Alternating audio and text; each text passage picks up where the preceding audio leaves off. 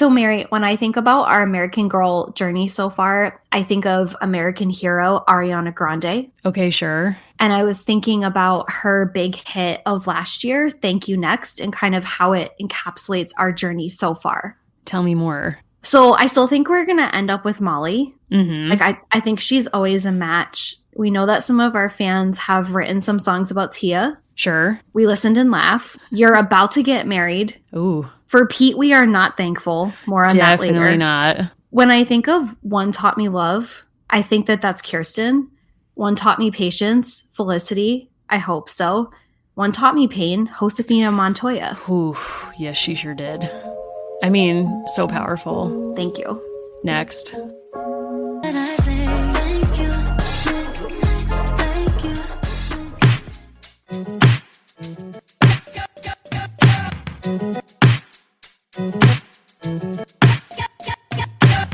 Do you remember when she licked the donut? Yeah, I think about that all the time. I do too. I think about that all the time. And I'm like, that's that person. Like her PR people deserve an Emmy, a Tony, and an Oscar, but they have convinced us that she is not a person who licked a donut for sport. We saw it. I mean, it's like the most shocking footage other than like the Zapruder film, Ariana Grande licking a donut. Yes. It's too much. Anyway, welcome to American Girls, the podcast where we're reliving the American Girl series book by book. I'm Mary. I am still Allison. You know, I thought you were going to change it to Ariana this week, but I guess not. No, but I heard that song and I thought, wow, you know, we're on our fourth American Girl, and Ariana Grande so beautifully paid tribute to Mean Girls, which I've now decided is a revision of Addy Book 2. It's all here. That's true. And is it a coincidence that this week there was a trend on Twitter that people didn't know who Tina Fey was? And is that a purposeful forgetting after our interpretation of the Addy books, which in some ways implied that Tina Fey stole and or drew upon this history to write Mean Girls? I like to say that we caused that, but the bottom line is that I am Liz Lemon. Wow. We do sometimes talk about this where people who know us both would say, like, which one of you is Amy and which one of you is Tina? And you pretty firmly have always felt that you're Tina. Yes. Is there a specific reason why? Like I'd like to cite Night Cheese or something else. I think the transformative moment for me was there ain't no party like a Liz Lemon party because a Liz Lemon party is mandatory. That just captures my personality so much. And I also responded more closely to her memoir, Bossy Pants, than Yes Please by Amy Poehler. So it's not so much that like I'm Amy Poehler, but you're just not Amy Poehler? Yes. So am I Amy Poehler at all? Yeah, I think so. I'm having an identity crisis. Yeah, it's okay. Oh my God. We've been in kind of a place because, first of all, we're very excited to talk about Addy Book 3, Addy's Surprise. So many surprises. The real surprise in my life this week, which it shouldn't have been, was Love is Blind. Whew. Yes. And they had to go with that because per this show, love is not patient or kind. No. You know, love is boastful if you're a man on this show. There's so much going on. First of all, Netflix has been trying to get me to watch this, which made me not want to watch it. Same. And I tried The Circle, which some of our listeners recommended to me, and I watched episode 1 and then I just couldn't get into it. And there was a guy in there who was so obnoxious I couldn't get past it. So I may have to circle, pun intended, back to that someday, but not today. But Love is Blind, I dipped into it, immediately was texting you like, Allison, please put your life on hold. I'm like aggressively taking screenshots. Yeah. It is absolutely insane. I think that to the same degree, Netflix knew that I would love it, so I fought it. You have I'm to. very glad I have stopped doing that. One of my friends read my tweet that I was watching it, and she said, I stopped what I was doing and put it on. Like, it was the thing that I needed. It got me through my night. I enjoyed it. It has been so shocking to me how both like absolutely banal and how much it shouldn't work and how much I wouldn't even let it play to the end. I was like, next. Yes. My mistake is I'm watching it right before bed. So it gets me like really fired up and I can't sleep. But also I can't let myself go to the next episode because I do have to go to work in the morning. The concept is that people are going to fall in love. First of all, I'll say it starts with about 24 or more people cohabitating a house in gender segregated quarters. And they're only allowed to talk to people of the opposite sex through walls in like these fuzzy padded rooms. And then if you fall in love, you can get engaged and finally see each other and then get a trip to a Mexican resort and see if it's going to work out. They go from like 24 to 30 people to just 12 total hot ones. That's correct. And I did read an article that said there's a guy who I basically thought was a therapist for 2 episodes because I never saw him go on a date. And I was like, why is he just hanging around? First of all, episode 1, when they're in the gender segregated housing, I was like, oh my God, finally, someone has made the Shaker reality show of my dreams. They're in segregated housing. I know, Allison, this is what we want. It's like, give us this. I want to see people make furniture. I want to see gender segregated housing. It's what I want. And I was like, oh God, here we go. This is it. And then they went on dates and I was like, okay, well, this isn't what I thought this was going to be. However, that guy, I thought he was a therapist. I read an article that said he actually met someone and got engaged. And the producers were like, we didn't expect this to be this successful. So we can't cover everyone. So you're out. I need to tell you something. And I was going to save this until later. It's Mother Anne's birthday this week. No. I know. I didn't want us to miss it. If you happen to live in the Kentucky area, it's her birthday, the weekend of Saturday, February 29th. Who knew that she had this bonus day birthday? It makes total sense. I get Shaker updates in my inbox for like a variety of reasons. Same. And this email told me Mother Anne would be 284 or a mere 71, depending on how you count it. Literally don't know what that means. Counting the leap year. So they don't count her for any of the years that they didn't have February 29. I thought it was more metaphysical than that. You know, I'll give them that. Who knows? But it is her birthday, so I want to say happy birthday to Mother Ann Lee. Wow, Mother Ann Lee, too pure for this world. Maybe a mystic, maybe not. Maybe a scammer of the ages. I don't know. Like, I thought we were living in the age of the scammer. Like, possibly not. You know, yeah. Allison and I, as we've said on the show, we've committed to going to every Shaker site we possibly can. We've gone to many. We still have more to do. We've never been to Ohio, for example. I went to the New Britain Museum of American Art last week to see Kara Walker's exhibit. More on that later. And they have a Shaker collection. I just said, Anna, I need to like be with the Shaker furniture for 5 minutes. It's true. I don't want to talk about it. I just want to stare at it. And then I'm thinking, like, did Oprah donate this? Is this from, because some of the labels say from a private collection, on loan from a private collection. And as people may or may not know, Oprah owns the largest private collection of Shaker furniture. Just going to throw that out there. I love that. It's my favorite thing about Oprah, one of. There was something both profound and extremely odd about the way the men and the women just paired off for Blind Love. There's also something almost like Felicity level in terms of faux colorblindness, where everyone on the show is saying, like, in this experiment, like, race doesn't matter, class doesn't matter, nothing matters.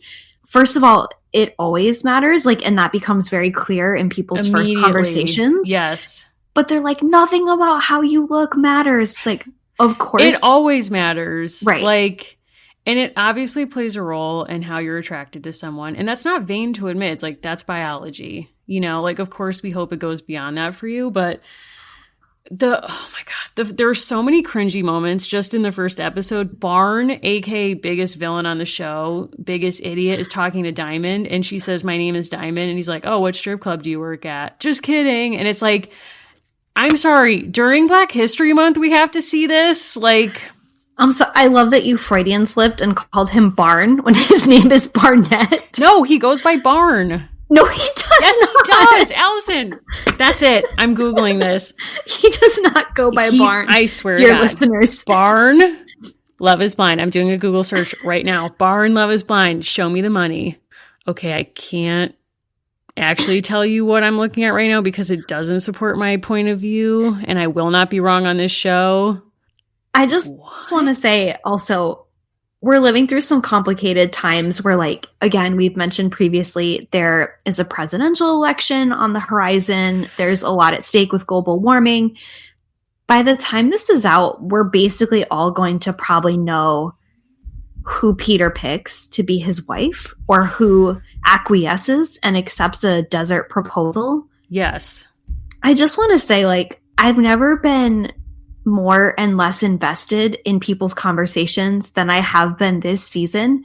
And the engine that has kept me going is joining just a whole bunch of Bachelor discussion groups on Facebook where literally every person is like, I don't care about this show. And we're living with this interesting tension of like, we are constantly like reaffirming our disinvestment. Yes. And I don't know what to make of that. It's something about our times for sure, where everyone seems to feel some kind of pressure to be blasé and like, I don't care about anything anymore, like nothing matters. And yet the thing that has like the lowest possible stakes in my life, everyone seemingly, if you go on Twitter or Facebook, is like, I will not stand for this, even though at the same time, they're like, I could care less if I watch this show. This season ended 2 weeks ago in my mind. I don't care about anything anymore. It's like, well, here you are posting on Twitter, so something's going on. They pushed me with, you know, that week of over 3 hours of content. I was like, yeah, I'm going to watch because I deserve that. I just really and truly don't care. And I hate that this past week they made it all about Madison being a virgin, which I hate when The Bachelor makes that a plot line. It's like, I hate these tropes about women when it's like, we should all be focused on hating this man, period. That's how I feel. I really don't care anymore. I do think, as everyone has been saying, the production went in a different direction with just being sort of open about its manipulation. I think to a degree that really is rather unprecedented this season, like having the women stay together during Fantasy Suites week, right? The way that so many things have been contrived. At the same time, if they doubled the amount of content they put out, I would watch it. I hear you, but I think at the same time, Love is Blind coming into my life, it's like they're operating at such a higher level of drama and insanity, or you might say a much lower level, depending on your view. But I mean, we literally have people who are saying I love you to someone they can't see within 4 days of knowing them. And there's something fascinating happening where they're like, obviously you're not going to be able to see anybody for this first part of the show. And the women still dress up quite a bit and are like, you know, put on these very elaborate outfits, the makeup, everything. And the men literally show up in sweatpants like an unmade bed and are like laying across the couch. Barn, who I'm just calling him Barn. I'm committing to that. You're rolling your eyes. I'm committing to this. He brings his ukulele out at one point and he's like, I love Taylor Swift. And I'm like, who are you? It's what we've earned at this point. If we're not going to solve climate change, this is what we get. You know what? Honestly, at work, these undergrads were asking me advice about writing their resumes. They're seniors. And they were like, do you think we should format it with this or that? And do you think we should make a personal website? And I honestly just stopped them and I was like, you should stop what you're doing, go on Netflix and watch Love is Blind because the planet may burn and who really cares anymore? And they were just like, this kind of doesn't help us. And so then I did have to actually answer their question, but it's like, this is pulling me in. It's giving me life. I'm recommending it to everybody. And when one man proposes to his betrothed, who he's still not seen, he literally does so by giving her a bow tie. And he says at one point, I'm your gift. Yeah. And I'm like, what? But I think what works about it is if you are willing to self-select into this process and to engage with it fully, and I think we're seeing the 6 most attractive people of each gender who chose to engage it at the highest level, like you probably do have some level of compatibility because you've thrown out all other social convention to think of this as your path. That's where I think it works. I'm not as far into it as you are, but I am worried for Mark, who is 24, pursuing someone who is 34 and clearly more into someone who's already rejected her. It's hard. Jessica wants Barnett. Yes. Who has a pimple on his nose, which I thought was bad lighting, but it was a pimple. But I was tracking that. I know. But he kind of rejects her. So then she goes back to Mark, who she's already sort of hinted that she's about to reject. And Mark, instead of being like, forget it, you clearly don't like privilege me, instead, like straight to camera and testimonials, like my mom said, you know, if you love someone, let them go. And if they come back, like that's what's supposed to happen. Like he doesn't really get the saying quite right. And you're like, Mark, no, this is just like bad behavior. This is emotional abuse, not you being, not like the redemptive power of love. Also was deeply concerned for Mark outing on a date that he has a tattoo with blank spaces for his future children's names. I did not notice that. And it's like, what if George Washington had done that? Like those lines would have just been empty. Just saying. You know, we don't fully have the airtime. I mean, we do, but we're both on the journey of reading Alexis Coe's book. We were intrigued to check out You Never Forget Your First about America's first president, George Washington. And maybe we'll have to do a book club on that at some point if that's something people are interested in. But it's kind of a very different take on biography and really centers George Washington still, but kind of looks very differently at his story from a feminist lens and offering something different, I think, to the usual stockpile of dad books about great men in history. That's true. And, you know, I feel like at this point I need to check in with you because it's only been about a week since we recorded a book by one of the great women of history.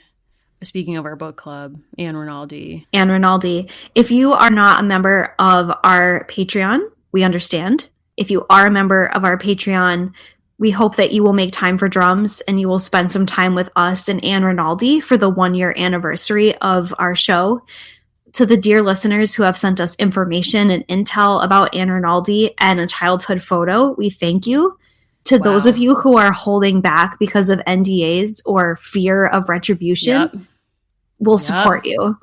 Listen, I've already have a lawyer on retainer because of certain Val Trip related comments and statements. I'm just taking some preemptive action for us both, no problem.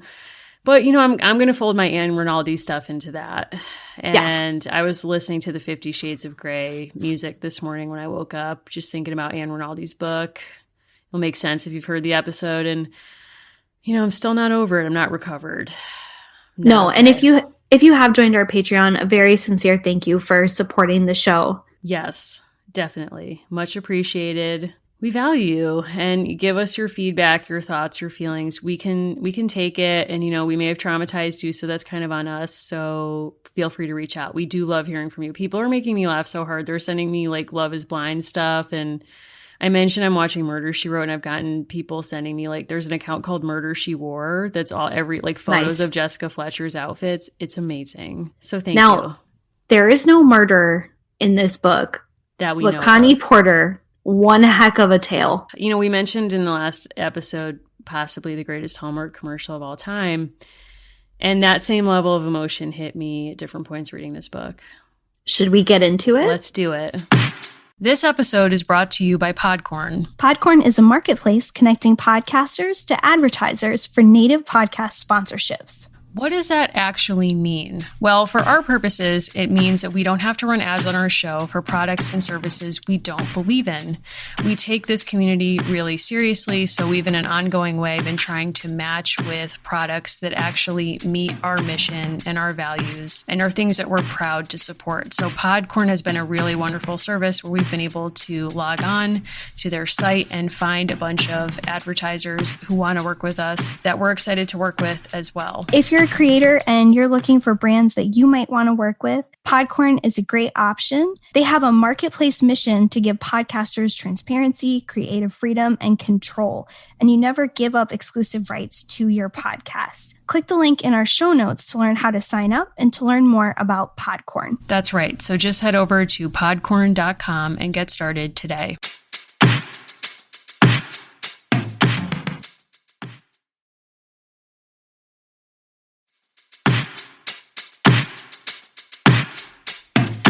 Okay, I will give us the rapid recap, which is quite good from the publisher. So we are still set in 1864, which is important. Addy and her mother know that Christmas will be hard without Papa, Sam, and Esther. When Addy spots a beautiful red scarf in a secondhand shop, she determines to get it for Mama to brighten her holiday. To save the money, Addy decides to keep half the tips she earns by making deliveries from Mrs. Ford's dress shop. But when Addy sees the plight of newly freed slaves, she feels torn. Can she help them and still get the scarf for Mama? Addy's Christmas surprise for Mama ends up being different from what she planned. And a surprise awaiting Addy is better than she even dared to hope for. This is a great summary. There are a few other key things.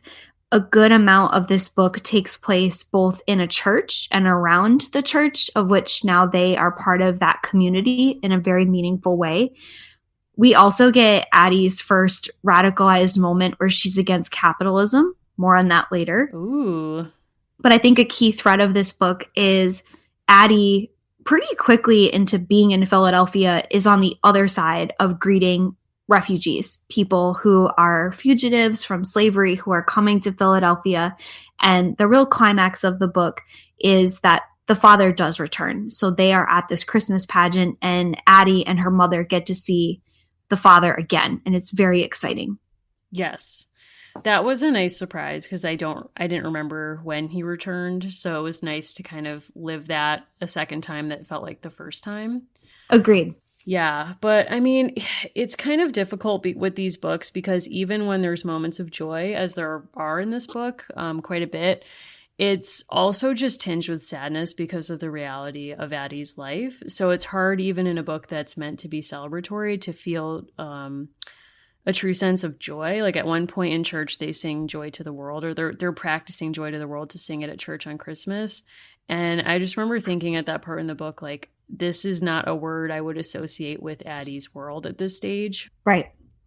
No, I think that's spot on. But I also think part of what was beautifully done about that aspect is Sarah, who is now officially Addie's best friend, mentions to her that there's going to be singing at church and some pageantry around the holidays. And again, Sarah has this amazing function of like being a very good friend to Addie on one level of the text. And she's also really sort of our guide to the experience of newly freed Black people in the North. Like a lot of exposition comes out through Sarah. So Sarah basically explains like, this is what's going to happen. We're going to have a service. We're going to have a light and shadow show, and people are going to bake and share in community. And she's encouraging Addie to sing, and Addie's kind of reluctant. But Sarah, being a good friend, immediately says, you know, I'll teach you. Mm-hmm. Like, I'll make sure that you know what to do. And again, kind of the brilliance of how tightly these books are written. I find myself reading them very fast. Like there's not a lot to slog through. Like the pacing is very good. And I feel like there's no throwaway segments. Yeah, I totally agree. And in fact, it seems so quickly that Connie Porter can turn Addie and her mom from a narrative of strangers to then this narrative of chosen family. Like we see literally how chosen family gets created for Addie and her mother in this church and that community, and how they almost instantly become the other side of this exchange of freed people emerging from the South. Liberated and trying to, you know, navigate the fear of Philadelphia. And you almost get a sense of even more terror of what that prospect would feel like when you have a scene where Addie actually goes down to the pier and greets newcomers and helps them. And through her eyes, you can get a sense of like what that terror and panic would look like in a way that felt more palpable in some ways than when she embodied it in the last book, or the first book, or the last book, I should say. So that was really interesting. And Sarah being such a good friend, you know, Addie's really nervous to kind of get involved with the Freedmen's Fund. She's nervous. She's not going to know the right thing to say to greet people. And, you know, Addie explains around page 28 that, you know, she felt so welcomed by Sarah and she wants to live up to that. And Sarah tells her, just be yourself. You know, just go out there, just be yourself. You know, this really nice affirming moment between the two of them, because Addie has this real apprehension that, one, she wants Bill to buy her mother something nice, but she's feeling guilty because she feels like that money could be stretched to help people who have absolutely nothing. And she's had this great friend really take care of her and her mother, and she wants to repay that. Yeah, there's an interesting kind of inversion or alteration of a well-known like plot twist, which is that O. Henry story where I was thinking that. Yeah, so the plot is basically that Addie wants to be able to buy her mother a scarf at a secondhand shop.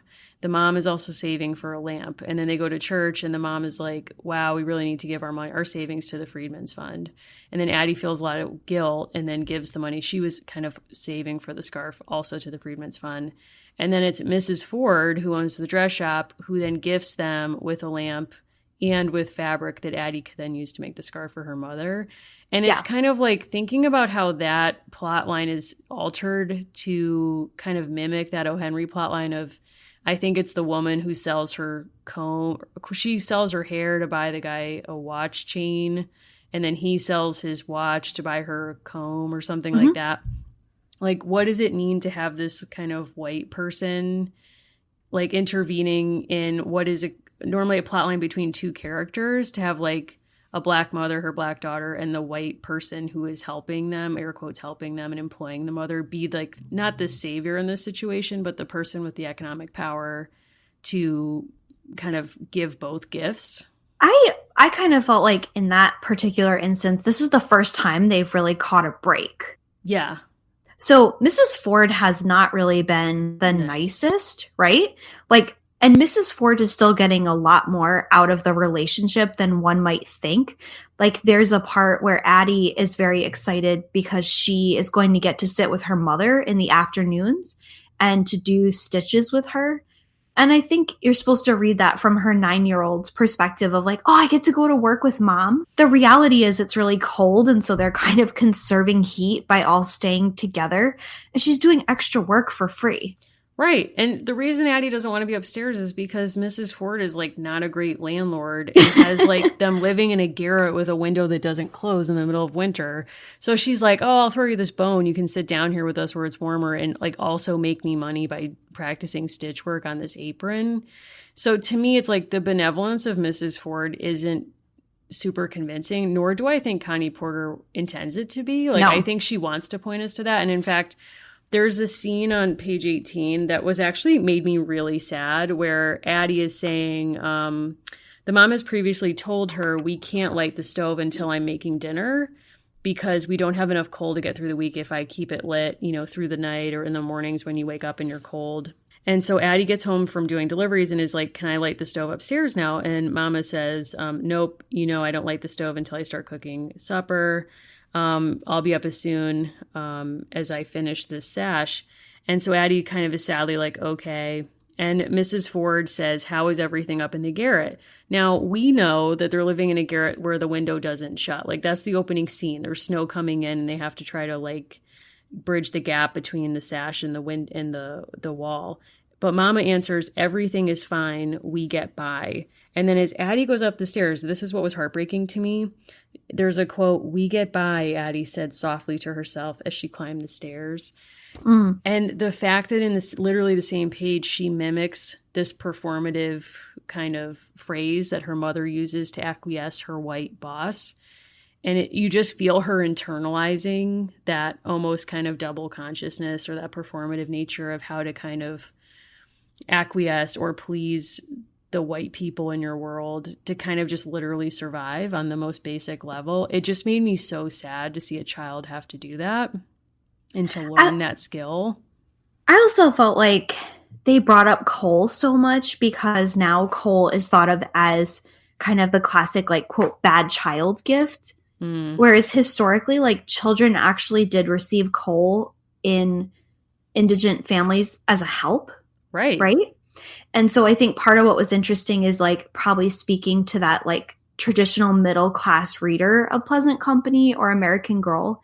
It was this thing of how this object that you probably associate with bad behavior is actually something that could have made Addy's life bearable. Like not even just nice, but bearable. I also think there's a lot going on with Mrs. Ford, and throughout this whole book, they directly contrast the heat of the plantation and the coolness and the frigid air of Philadelphia and this kind of newer experience for them. And I think in the same way that Janet Shaw did a really beautiful job with sensory experiences in Kirsten, reading this as an adult, there is honestly such an amazing subtlety to that. Like, it sounds really blunt and obvious the way that we're talking about it, but that opening scene where that frigid air is just starting to come through and they're kind of physically getting this chill together underneath the quilt. There's this through line in this book where they can't close the window. They can't quite do it. And then when the father arrives, he's able kind of in one quick movement to close the window. Like, it's very symbolic. It's very beautiful. But as you're reading it, it doesn't feel quite as direct as I'm making it sound. No, it's done quite elegantly. And I think in the last book, I noted that what I really like about the writing is that there's these small moments that kind of send home the larger points that she's trying to make, like the tenderness between Addy's mother and Addy. And in this book, I think one of the details that really stayed with me that communicated how cold can be just so effective in your everyday experience is that Addy notes that she puts her shoe. We follow Addy getting ready for school after she's been told they can't put coal into the stove. And she puts on her shoes that are still damp from the day before when she stepped in a puddle on her way home from school.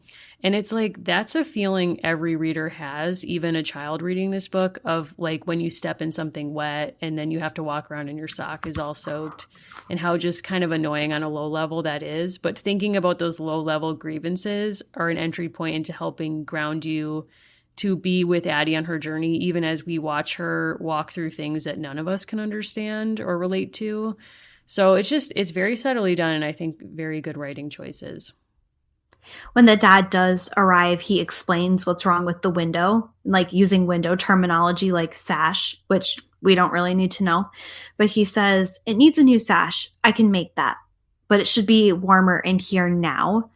And again, it's like done so quickly, right? So effortlessly, like him physically closing the window. There's this kind of tension that lurks behind all of the books of like, they have these mundane problems, right? Like Addy's trying to save up for the scarf. They have these little issues like day by day.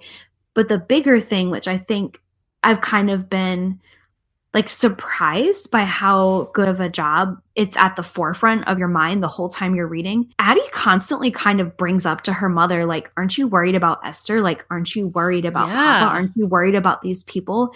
And like you're saying, I think like Addy's also kind of like looking for cues from her mother of how to be in the North. Like she's not sure. And I think that those scenes are just so incredibly well written in that dialogue between the two of them. Because Addy has that very real fear that you start to have between like 9 and 14. Like, does mom know what's up? Yeah. Right. And like the scene where she knows how to read. And then it really was so affecting when the father comes back and he realizes that Addy can read a note that's been attached to a lamp left by Mrs. Ford. And he just says, I'm so proud. He starts crying. Yeah. Like he says, 54. He starts crying. He says, I'm crying because I'm so happy. I'm so proud you can read. And then he says, I always knew you were a smart girl. And it was like that Hallmark commercial again for me. I was like, I can't do this today. Well, and it makes you remember it was only 2 books ago when Addy was kind of talking with her brother Sam and they were reciting jokes, and like the family had a really keen sense that she was clever and smart, but probably also had this feeling of like, well, what will that actually mean for her life, and not knowing, right? Yeah, and I think that something that is also interesting about the narrative arc of this book is that it's a Christmas book that is not overtly religious. Like if we think back to some of like Josefina's books, even Kirsten's in some ways, there's certainly a Christianity to it that's way more overt and a discussion or a framing of the Christian or the Christ story to understand like why Josefina, like when in the book where she is replicating Mary and Joseph's search for a stable on Christmas Eve, like you have to understand what she's actually like, what that play is for her to understand how she fits into it. And here they don't give us anything about the Christian story, but it is interesting that we have a shadow play of the Christmas story. And then Addy's father arrives and literally is imagined as a carpenter who, like, all we really know about him in this moment is that he arrives literally in their garret where they've been now for a while. And the two of them could not shut the window. And immediately he can both shut it and states with expertise, like, yes, I can fix it. So it's sort of like he's figured as a carpenter and he's a father. But to me, it's like, okay, so it's father, mother, child, and yet Esther is not there. Like the baby is not there. So it's kind of an interesting mapping of one story on another, but with all these like absences and traumas that make it that much more sad, frankly. That's what I was saying before, that it's a book of joy, but it makes it very difficult to experience joy. I think, because I made a bullet point of like list. here's all the things that these holiday books have, right? Like there is clearly a formula, and each one of these is formulaic to some different extent. But I think pretty consistently in the first three that we've covered, and now Addy, the holiday books have been the most consistent, right? There's a holiday gathering. To this day, it's always been Christmas. There is a church scene. There is a sense of holiness. There is a return or an important moment with the father. We see you, Felicity, on the date with your dad. Or sorry, that was Josefina. But the father figure is incredibly important. There's an extraordinary effort put forth by a mother for something. There's always a doll transaction, right? Yep. Subtle, pleasant. And there's always a moment or series of moments where the daughter has to be especially concerned with family unity and family happiness. Mm-hmm. With all that said, part of what I really liked about this book is everything in both Kirsten and Josefina around kind of the Christianity piece of the holiday was so heavily ritualized. Like the way that they were experiencing it was like they were learning rituals or enacting rituals. What I loved about the scenes in the AME church was this sense that their religious leader in the church was kind of helping them reinvent themselves, like through a new kind of process. Mm-hmm. And the Peek into the Past hints at and talks about the invention of Kwanzaa literally 100 years later. But what I think was really brilliant about situating them in the AME church was saying, like, this is a community that's valuable to them, and they're spending the holidays there because they're believers and it's a holy day for them. But the entire homily, the entire talk that they're having or like dialogue really between the minister and the people attending church is about deeds. Like it's about how they're going to support the Freedmen's Fund. And it's very different from like Josefina's Christmas ritual, which is about like just binding that community together. This is about how they're going to do acts of service to like really unite everybody. Yeah, I think that's really powerful. And what I also love about those scenes in the church is that it gives you this space. It emphasizes the value of this space for its members as a place where they can be fully actually emancipated and liberated in a way that on the streets of Philadelphia they can't. And I think that's really illustrated by the scenes where there's call and response with the minister. So the minister in his sermon is saying something, and if you feel it, as is explained to Addy in the book, if you feel what the minister is saying, you can answer. You can speak. And this is not something that's allowed. You know, there's so much policed behavior and regulated behavior, even among freedmen, and especially among freedmen in the North, as Addy's finding that kind of initial disappointment with freedmen. Like, what do you mean I can't ride on a streetcar? And to see people in that space truly get to be themselves, it's like, not only are we going to continue to pay this forward with acts of service, but we're also going to kind of be very actively mindful in the moment of like why this is a joyful place and why this is a chosen family. Yeah. And I think you learn so much too. Like you learn a little bit in the back of the book, and you can also look into, so AME stands for African Methodist Episcopal. And I think part of what is, again, just very well done in the way those scenes are portrayed, you're learning two things, exactly like what you're pointing to with the streetcar example. Addy is both in a segregated context by attending this church, like it is a segregated church, but she's also becoming part of a community and a world where she still feels connected to people who aren't with her because they're in a shared cause. And I was curious what was happening in December 1864 and January 1865. And it was one of the worst parts of the Civil War. And because you look at kind of like Sherman, what he's doing down in the South. I have my handy dandy timeline. Don't worry. I was very curious. Like literally 3 days before this scene, Sherman has occupied Savannah. There's the famous March to the Sea. This is not a military podcast. I'm not saying other things, but there's a lot happening in that month. And typically people think of the Christmas time as being quiet. That particular period, definitely. I kind of love that we're not like hearing about those things. And yet we are getting a different perspective, which is there are literal refugees who are coming up from places like Baltimore, which are kind of borderland states. Right. There are people coming up. They are arriving. And we'd alluded to earlier the controversy with Pleasant Company. it actually comes from that scene where Addy on pages 32 and 33 is meeting refugees at the pier.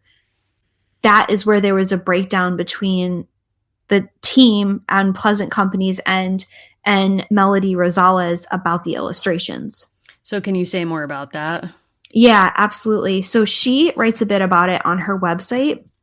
And Emily Zaslow, who's done work both for an American Girl book and in an article that we will link to, talks about why Rosales was fired. She did an interview with the Chicago Tribune, but it comes down to this particular scene and the fact that it was declared, quote, too sad. So Addy is going down to greet people.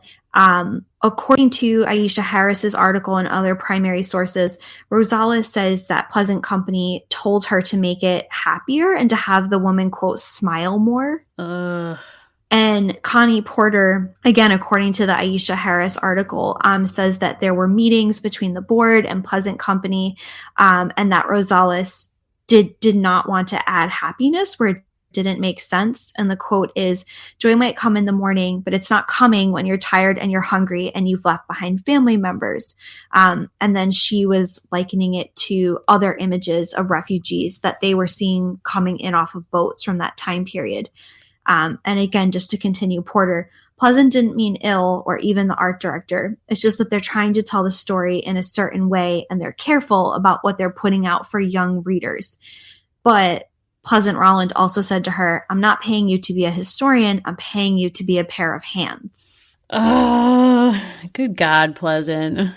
So the real tension is over Rosales rightfully pointing to, there's a specific historical context and there's also a reality that people are not going to be happy. And then Pleasant Rowland actually demanding pleasantness where it wouldn't have existed. Wow. That was roundabout, I know, but I think no. It's important. It's actually making me think about a lot of different things. So I'm just trying to think about the order in which I want to say this. So it strikes me that it's interesting that Pleasant and Company were upset with a realistic depiction of refugee life when it's located in the North, or what trauma looks like when it's located in the North. So in other words, were there the same kind of debates and threats when the illustrator was illustrating Addy's life as an enslaved person, when she's being forced to eat worms and having violence perpetrated against her? And honestly, the most chilling illustration in all of these books so far to me is when she's serving the table in book 1 during a conversation when it's implied that she's not going to be sold until she's entered reproductive years. That was bone chilling to me, still is. So why is it that we're comfortable seeing, Black trauma and Black violence in the South and we're uncomfortable with it in the North?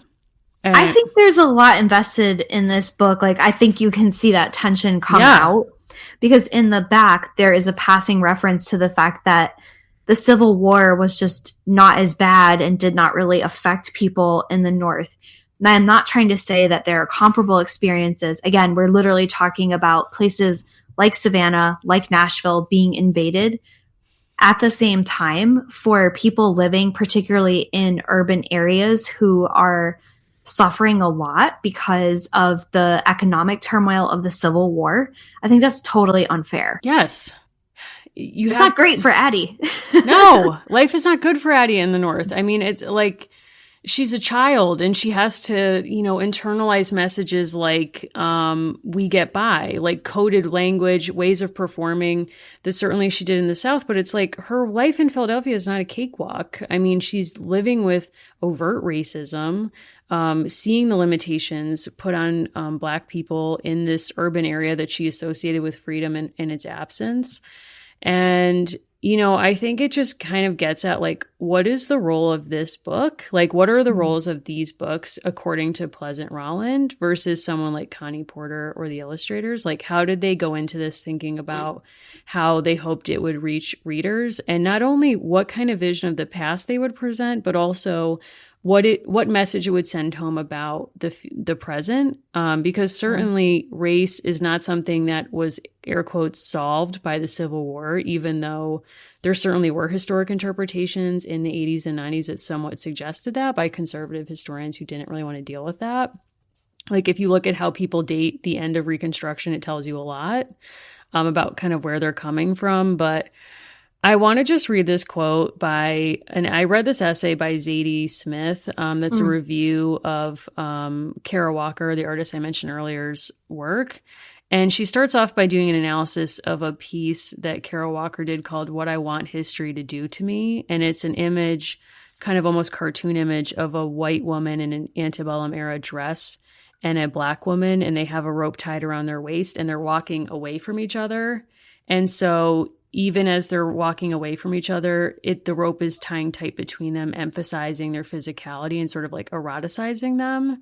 But it kind of points to this fact that like black women and white women are kind of like defined together by history, that white women have defined themselves against black women in particular to kind of like emphasize superiority. And Kara Walker's work works against that. And if you've not seen any of her work, it's a lot of cutouts. Like, so it actually is like the silhouette play in the book. It's silhouettes of black people, in some cases superimposed over Harper's Weekly images. So the exhibit that I saw that's on tour is of black cutouts over scenes of enslaved people in Harper's Weekly, like real issues. And to kind of emphasize the violence of slavery that often was not remarked upon in these original publications. But she talks about her work Zadie Smith talks about Kara Walker's work as a monument. And this is something that she wrote that actually just made me think about these books. Monuments are complacent. They put a seal upon the past. They release us from dread. For Walker, dread is an engine. It prompts us to remember and rightly fear the ruins we shouldn't want to return to and don't wish to recreate, if we're wise. Dread is surely one of the things we want history to cause in us, lest we forget. So I was kind of thinking about the ways that these books are a monument, and even the ways that these conversations about how the books were produced are also a monument of the time in which they were produced.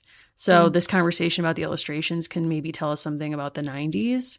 And how we wanted to think about race, like what are these books a monument to now? And I think rightly, as we're saying, like the reading experience is not one of joy, even though that's what Addy is described as feeling. I think it is a feeling of dread, and in some ways, like these books are a monument that create an unsettling feeling, maybe on purpose.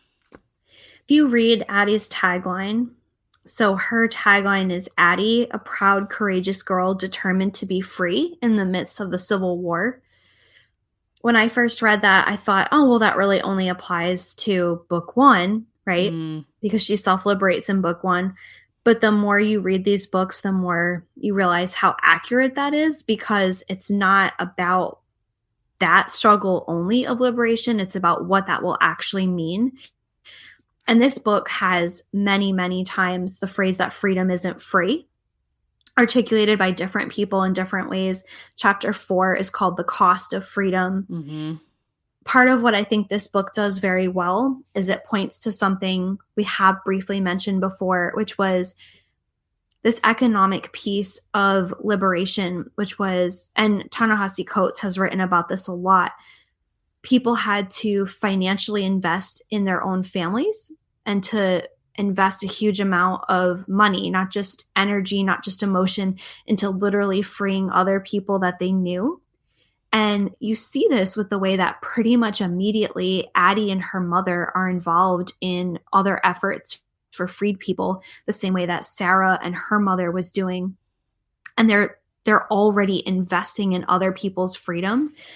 There's a moment where Addy, this is kind of like her radicalized moment, where she's delivering a dress, and it's right after she has seen these refugees at the pier, and Addy's going and dropping off her mother's work. Usually Addy would have been fascinated by people with their fine clothes and fancy manners, but today they seemed silly. She remembered the people shivering at the pier. A man in a top hat strolled by, swinging a fine walking stick. Addy thought of the man at the pier with his foot in dirty bandages. And it's like, in much the same way that Kirsten first realized that there was a top deck and a below deck, Addy just has this like startling moment of clarity where she's like, yeah, I actually don't even care about dropping these dresses off and having this one kind of wow moment and getting a good tip. She's totally turned off by them. I'm not saying she's like Sanders 2020, but like maybe, I don't know. We can't say at this time. But it is interesting that it's like, wow, Harriet feels so far in our rearview mirror at this point. Like, remember the wonder that Addy initially had about going to Harriet's for ice cream and to study and to kind of like just be a visitor to her world. Yeah. Now she's just kind of like, I would spike that ice cream cone. I know. Like, peace, I'm out of here.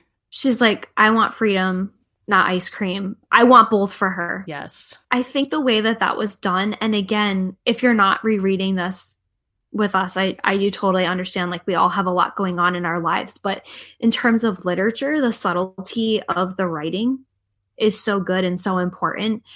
And I think when you understand that this was written kind of under duress with like conflict, you appreciate even more how much in this book, I think, really challenges conventional ideas about slavery, about freedom. And I think it's something that constantly needs to be reinforced, that there weren't two poles, a slave society and a free society. There was degrees of freedom. And there's a famous book by Rebecca Scott, literally called Degrees of Freedom. That's very good.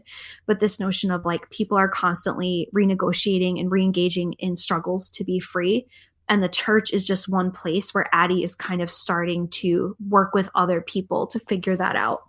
Yeah, and I think it's interesting just to see, though, I think the transparency of the issues behind the production of this book are actually really important to make public, because those are conversations that ripple across our culture. And, you know, like I mentioned Kara Walker earlier, when she won a MacArthur Genius Grant, a very famous Black woman artist named Betty Saar actually wrote letters of protest to members of like the MacArthur board and others, saying basically her interpretation of Kara Walker's work was that it was presenting like caricatures of Black people for the amusement of white people. So it actually was not empowering of Black people, but sort of placating white people's visions of Black people, and therefore she was being rewarded, but it was ultimately bad for Black culture. And she herself has a very famous artwork called The Liberation of Aunt Jemima, where she takes found objects and creates sculptures. That's her main the thing for which she's most known, although she's also a printmaker and an artist in many media. But it's interesting just to see these conversations about how do we reckon with depictions of Black women in particular and Black Americans and the experience of slavery and its ramifications, that there are these degrees of freedom, but also degrees of how you represent the Black experience as it's been rendered under the white gaze. Like, what is reappropriating it? How do you represent the Black experience knowing that it's going to have a white audience? Like, there's so many fraught things that are happening in this kind of level of conversation with MacArthur Genius Grants, but then also in the Addy books. And it's roughly around the same time, actually. So I don't know. It's just really interesting to me. And I actually admire the illustrator for coming forward and telling her story, because I think it's important. She's also, you should check out her website. She's a very talented doll maker and mixed media artist, as well as a children's book illustrator. So she's been in all sorts of things. But what you were just saying about kind of the politics of this, there's been a lot written. And again, Emily Zaslow does a nice job of summarizing a lot of the debates that people have had about the toys that come with Addy or the material culture objects.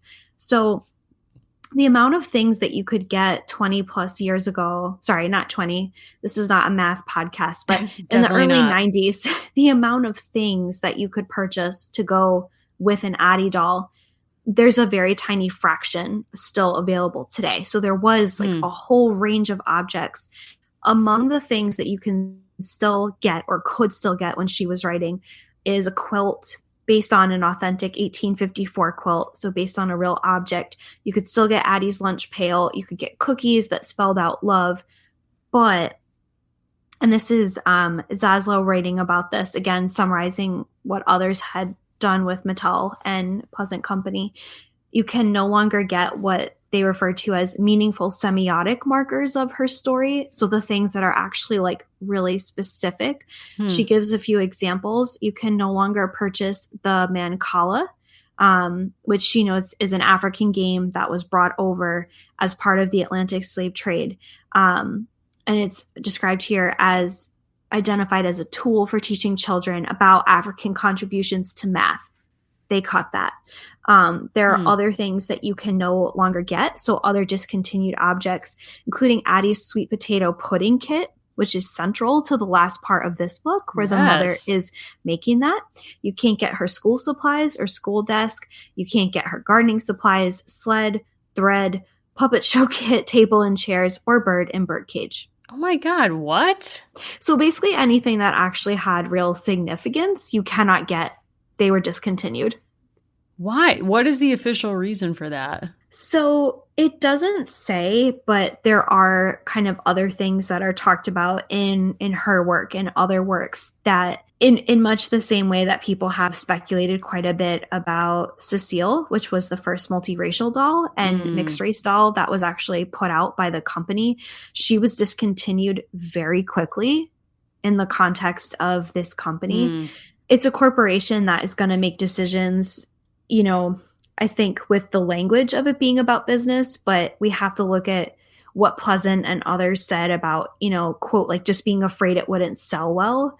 But it comes from a place of racist conjecture about what people will buy and who matters in the market, I think. I was curious reading this book, and obviously I'm not as up on the material culture of it all, but did they ever try to market or sell something like an Ida Bean doll for Addy? I don't know, but I would have to imagine that it would come with some of these kits, right? It would, because they do that for some of the other dolls, right? Like their doll is a thing you can buy, right? Yeah. But it seems like Ida Bean would be really fraught because those dolls, like if you go to any antique place anywhere in New England, you will find those kinds of dolls. And it's just like white people selling them is really she's not $53 on Amazon. Who, Ida Bean? Uh-huh. What? Yeah, she's still out there. So you can buy an American Girl Addy bedroom accessories kit, which comes with a lamp and Ida Bean. Okay. I don't make the rules, Mary. I'm just saying, it's like, no, I'm just like, I'm reacting to this in real time. None of this makes any sense to me at all. And again, just because I think like she summarizes it really well, part of why that pudding is such an important part of the Christmas story is that was written in by Connie Porter kind of as a tribute to her grandmother. Like that is why that is in there. Again, to quote Zaslow, the pudding was symbolic of a bittersweet day for Addy, who is experiencing her first free holiday and the fellowship of a church. But obviously they're still missing lots of other people. And then she lists out like the educational objects are so important because they represent a certain kind of freedom to learn. The gardening supplies are about the family having their own land and not being on a plantation. The puppet show, which comes later, is about Addy trying to raise money for other free people. And the sled, again, coming later, is about her like having a childhood, and they cut all of those things. I'm not happy hearing this. But you can make the love cookies. Great. I mean, it's just, it's kind of like... Could you fathom if they spelled out love is blind and with like the dough? They did a tie-in with Eve? You're shaking your head. Addie's mom would not have time for Eve? That. For Eve, maybe. Eve has kind of like chilled out a bit in recent years and is now like a talk show host, but... Yeah.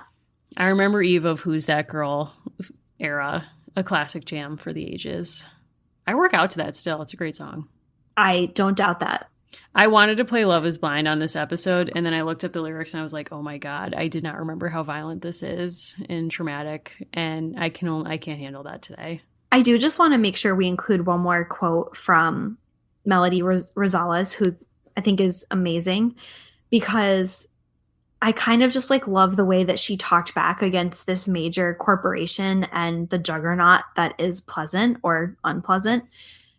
My crime was asking too many questions and challenging them to depart from making Black history part of their saccharine, sanitized collection of the perfect 9-year-old girlhood fantasy, a visual impossibility to illustrate in 1864 Black hood reality. Also buy her dolls because they're cool. Oh my God. Wow. Props to her. Love that quote. Yeah.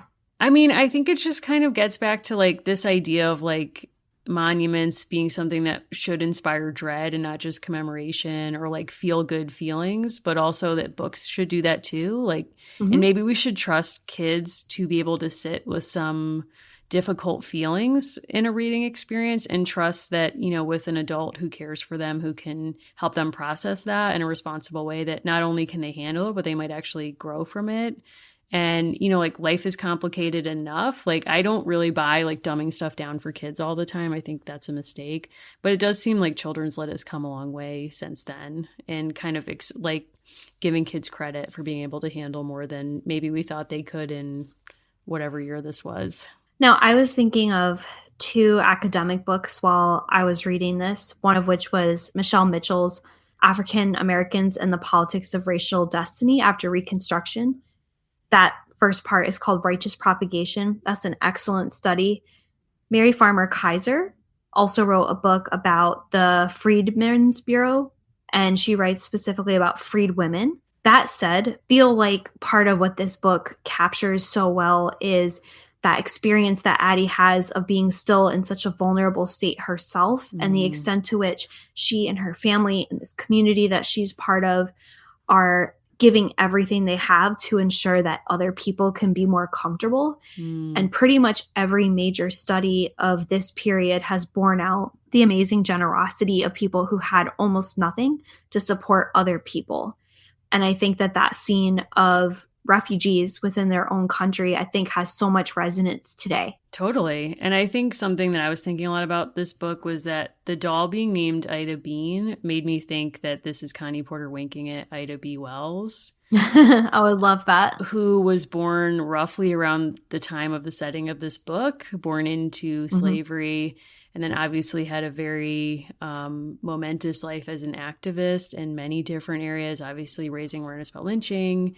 She went at Frances Willard, and Frances Willard was not okay. I'm just going to say that. Not a hero for this show to Ida B. Wells. But thinking about like the kind of networking and care and community that Addy grew up in and Ida B. Wells grew up in, and the ways that they replicated that kind of associative culture. I mean, Ida B. Wells goes on to found, as you all know, like women's clubs and all of these community groups that in many ways build on this culture that starts in the church of like the chosen family and the community group. So yeah, just lots there, thinking about how Addie's childhood would maybe frame her adulthood in ways that we can see elsewhere. I feel like Kirsten definitely went to the Columbian Exposition in 1893, but I feel like Addy protested it. 100%. She was protesting with Ida, and Kirsten's in there with Frances Willard. And Kirsten, like, is that girl who would be a temperance activist, who would be like, but so am I. No lips that touch alcohol shall ever touch mine. And if you've seen photos of any of these women, you're like, okay, but that's so me. Okay, but not in the sense that you're not cute, because you are, but it's like you love you love like drawing a line in the sand. I do. Kind of for no reason. And you're like, I will burn my house down to prove this point. Yeah. No, that's very true. I would have liked to have been Carrie Nation and take a hatchet and just like mess up a bar or two, get it out of my system. And then I would move on probably. Like, I don't know who I am in all of that, but hard to say. The thing about Carrie Nation that people forget is like she also understood fully and could recite the law for the basis of why she was doing what she was doing. And that's where I would step in. Like you would physically throw the hatchet and then I'd be like, let me explain. They would be like, just so you know, like what you're about to do is against the law. And I'd be like, I'm hearing everything you're saying, out of my way. I got something I got to do right now. I'm about to be a volcano in this place. And then you would be sort of like my representation, following a safe distance behind to be like, what Mary meant to say, and then produce a legal brief and be like, this, that, done. Now, like, speaking of like legal briefs and other matters, Addy chooses her birthday. Do we know that yet? Yeah. I'm just giving the folks some foreshadowing of where we're going next. I see. Yes. No, I'm very excited because we're in December 1864, and I've been like clocking the Civil War as we're going through. When we next meet up with Addy, it is April 1865. Like, this cruel war is almost over, Mary. You know, I think I'm just A man will die. Man's gonna die. At the theater. R.I.P. But just circling back, the fact that Addy didn't choose to be a Leo is just something I'm going to have to sit with, I guess. I think we're going to have to do some like deep investigation into what her Aries status means, but I'm really excited for her. I'm excited. I'm really interested to see where this goes. Always very interested in this writing. Connie Porter's doing a great job. You know, we haven't had any of these moments in previous books when, you know, Val like takes us to a place and I get scared. So it's been a good experience. I'm going to give this book the best rating for date with your dad status because every surprise story has had like a weird moment between a father and a daughter. And I'm giving this one like the least weird grade. Like this has been the least one. Like Kirsten was in the cave with her father, hanging out, spilling secrets. Yes. Felicity, I'm not even going to go there. And then if you remember with Josefina, it was like, we'll just pretend we're an item. I don't even want to think about that anymore. I honestly, that feels tame to me. This is just a spoiler from the Anne Rinaldi episode, but Anne Rinaldi thanks her son and daughter in the acknowledgments, which was the first thing I read in that book, for posing as the romantic couple on the cover of her book. Yeah. Like, did somebody call DCF? I don't know. I might call now. That book came out in 1986. Is there a statute of limitations? I hope not. I can honestly say we're not just trying to tease that episode. It truly was maybe the most fun that we've had talking about one of these stories because we have so much like tremendous appreciation for what we've been reading with Addy. And then we kind of found the Love is Blind equivalent of 1980s historical fiction. Thank you, Anne. Thank you, Anne, for your service. And also, if I could forward my therapy bills to you, would love to do that. Yes. Wow. Now, Allison, I just want to close this out here by, you know, we mentioned possibly doing a new segment briefly. You know, we're inspired by the IGAG community on Instagram, doing a lot of great work. And one of the things that they do that we both love is they kind of hack AG and they present or create characters that AG has not represented yet, like either historical periods that haven't been covered or kinds of representations that they want to see. So we just want to close out by offering like some names of people that we think deserve AG status. So I was in a public school tonight as part of my job, and I saw something that shook me to my core. I'm listening. If you remember the early aughts campaign, Drop Everything and Read. Sure. I saw it in the wild, a Michelle Kwan Drop Everything and Read poster, beautifully preserved as if it was like 2004. And I had on, you know, like people were wearing Dinko and Skechers around me. And I just want to applaud this institution because I never thought I would see those posters again. You know what? I love Michelle Kwan. Keep doing you, girl. I don't know what's happening to you since your divorce. I hope you're okay. I guess you're thriving. I don't know. Would love somebody. She's not acknowledging it, so neither are we. I mean, I'm offended on her behalf. Like, I won't recover from this. And also, I should say Nick Lachey is hosting Love is Blind with his wife. Yeah. And I thumbed through Jessica Simpson's memoir into Barnes & Noble. I maybe just break down and buy it for myself and also force you to read it. So, like, stay tuned for that. If you want us to cover it, let us know. We'll look into it. But I'm convinced by what I briefly gleaned from Jessica Simpson that he, you know, it takes two to tango, but I just feel like he didn't appreciate her and what she could offer. So there's that. Is she your nominee? She is not my nominee. Okay, she didn't know what tuna fish was, so I don't think. Allison, this is the kind of cruel stereotype that she has had to work against. And I will note for you that she created a thriving fashion business. She did. That's fine. And nobody's talking about that. So, you know, I'm just saying. I think we're talking about it just enough. Allison? Yes. I'm pausing on that. Hit me. Yeah. I have three names for you. You know, in honor of Black History Month, here we go. Serena Williams, number one. Serena Williams, famous for many things, but won the Australian Open while pregnant with her daughter.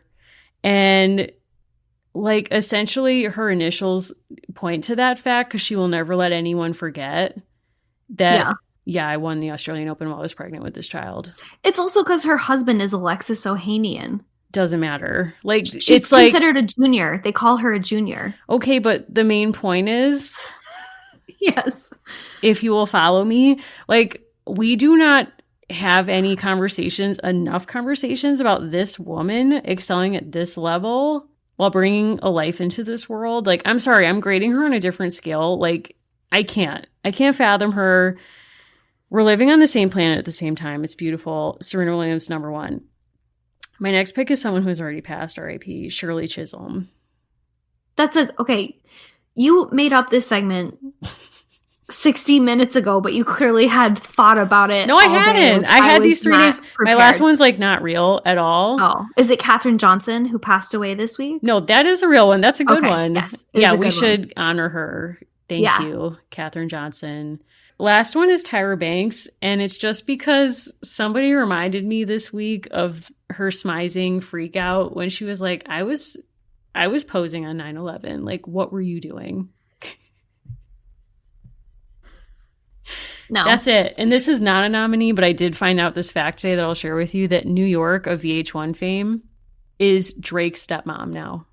That's cool. I actually really like that. So I'm just saying, ending on a high, I'm glad that worked out for her. So yeah. God bless.